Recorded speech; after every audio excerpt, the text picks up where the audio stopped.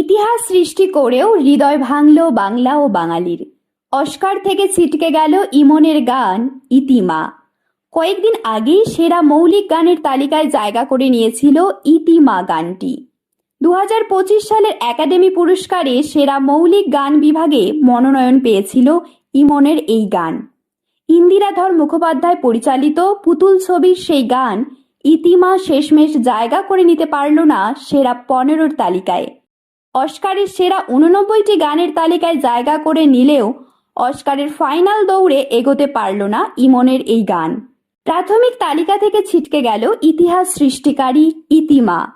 Oscar থেকে ইতিমা ছিটকে যাওয়ার পর পুতুল ছবির পরিচালক সংবাদ প্রতিদিন ডিজিটালকে জানিয়েছেন, অস্কারের সেরা 89টি গানের তালিকায় জায়গা করার পর সবাই ইতিমা গানটি নিয়ে যে উচ্ছ্বাস দেখিয়েছিলেন তার জন্য ধন্যবাদ।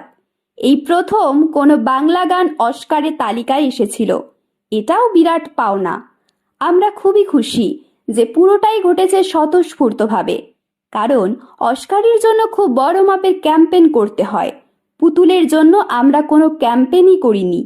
ইতিমা সেরা 15তে জায়গা করে নিতে না পারলেও এখনো ফিল্ম সিলেকশন তালিকা বের হওয়া বাকি।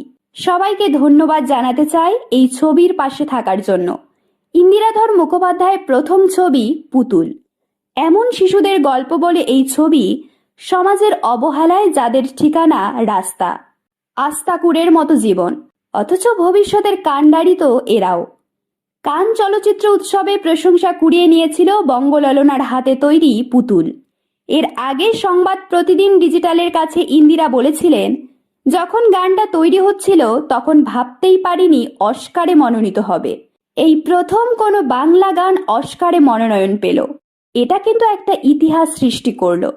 একাডেমির জুরি মেম্বার অস্কার টিমকে ধন্যবাদ জানাই।